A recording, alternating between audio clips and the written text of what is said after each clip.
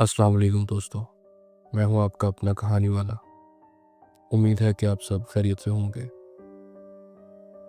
आज की कहानी एक मेल नर्स की कहानी है जो कि हॉस्पिटल में नाइट शिफ्ट करता था, और नाइट शिफ्ट के दौरान उसके साथ कुछ ऐसे वाक़यात पेश आए जो कि बहुत ही खौफनाक किस्म के थे और इंसानी समझ के बाहर थे। उम्मीद है आपको कहानी पसंद आएगी। चलते हैं कहानी की तरफ। मेरा नाम एहसान है। मैं एक मेल नर्स हूँ, और जो कुछ मैं बता रहा हूँ वो इसलिए नहीं कि मैं किसी को डराना चाहता हूँ, बल्कि इसलिए कि शायद कोई और मेरी गलती ना दोहराए। मैं पिछले 6 साल से नाइट शिफ्ट कर रहा हूँ। हॉस्पिटल में रात का वक्त अलग होता है। दिन में जो जगह भरी होती है, रात को वो खाली हो जाती है, लेकिन असल में वो कभी खाली नहीं होती। मैं जिस अस्पताल पे काम करता हूँ वो शहर से थोड़ा दूर है और एक सरकारी अस्पताल है। नाइट शिफ्ट करना मेरी खुद की चॉइस है, और नाइट शिफ्ट में थोड़े पैसे ज़्यादा भी मिलते हैं, क्योंकि मैं एक मिडिल क्लास फैमिली से बिलोंग करता हूँ और अपने घर का इकलौता कमाने वाला हूँ, जिसकी वजह से मुझे दिन में एक दूसरी जॉब भी करनी पड़ती है। मेरे वालिद साहब की वफ़ात के बाद मुझे ज़िम्मेदारियां संभालनी पड़ी, जिसकी वजह से मुझे दो दो जॉब्स भी करनी पड़ी और सख्त फैसले भी लेने पड़े। रात 12 बजे के बाद का रंग बदल जाता है। हॉस्पिटल की लाइट्स धीमी हो जाती हैं। कॉरिडोर्स लंबे और ज़्यादा सीधे लगने लगते हैं, और हर आवाज़ गूंजती सुनाई देती है।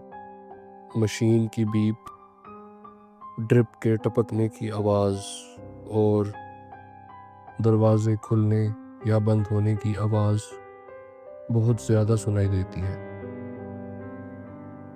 मैं जिस हॉस्पिटल में काम करता हूँ उस हॉस्पिटल में बहुत से वार्ड्स हैं, और वो हॉस्पिटल की बिल्डिंग काफ़ी पुरानी बिल्डिंग है, जो कि ब्रिटिश दौर में ब्रिटिश आर्किटेक्चर के हिसाब से बनाई गई थी। देखने में ये बिल्डिंग किसी पुराने चर्च जैसी लगती है, लेकिन ये एक हॉस्पिटल है। मैं आज आपको जिस वार्ड का किस्सा सुनाने जा रहा हूँ ये वार्ड नंबर 7 है।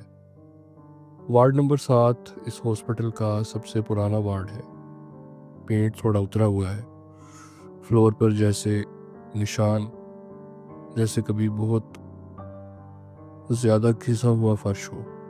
यहाँ अक्सर सिर्फ 3-4 पेशेंट्स ही होते हैं, लेकिन फिर भी ज़्यादातर स्टाफ इस वार्ड में आने से घबराता है और दूर ही रहता है।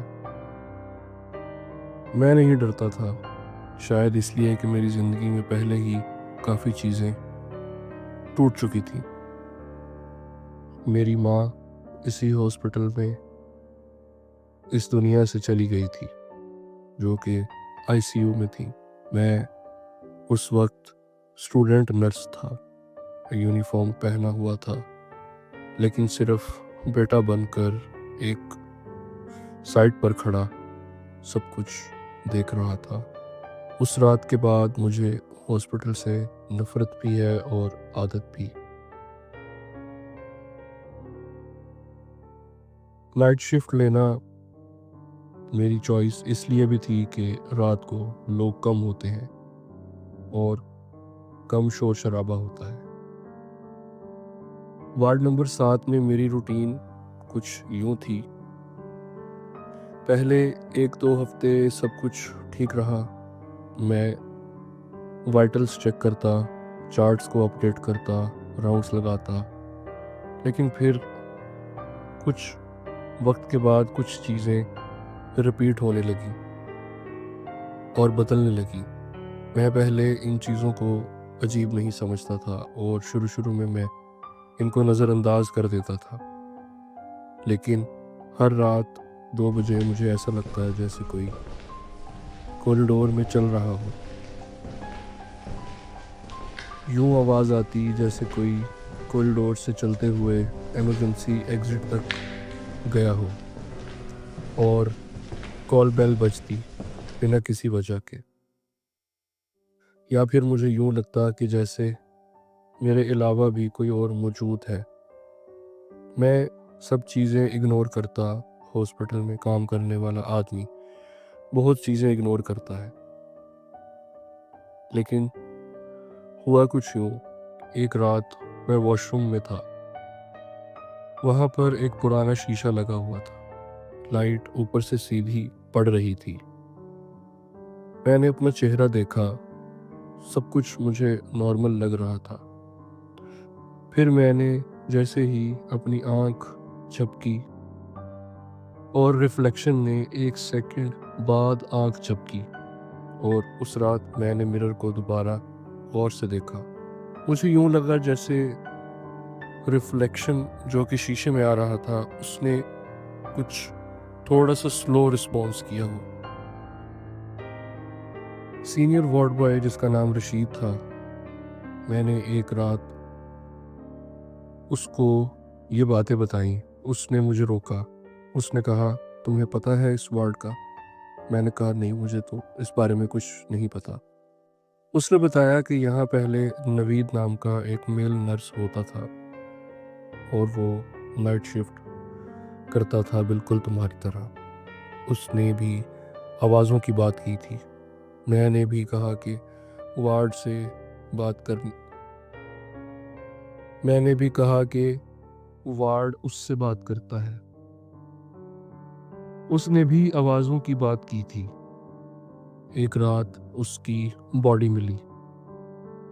वो चेयर पर बैठा हुआ था, आंखें खुली हुई थी, लेकिन चेहरा पुरसुकून था। उस वक्त मुझे ये बात सुनकर अजीब लगा, लेकिन मैंने खुद को कहा कि हर हॉस्पिटल में ऐसे मामलात हो ही जाते हैं। लेकिन अभी वो वक्त शुरू हुआ जब चीज़ें अजीब होना शुरू हो गई। मैं पेशेंट्स का ब्लड प्रेशर बगैर चेक किए ही बता देता था। मैं पेशेंट्स का ब्लड प्रेशर बगैर चेक किए ही बता देता था। रिपोर्ट्स लिखता और बाद में याद नहीं रहता कि कब लिखा था। कभी कभी मुझे यूँ लगता कि मैं खड़ा हूँ, लेकिन मैं खुद को दूर से देख रहा हूँ। और सबसे ज़्यादा ये बात थी कि मुझे डर लगना बंद हो गया था।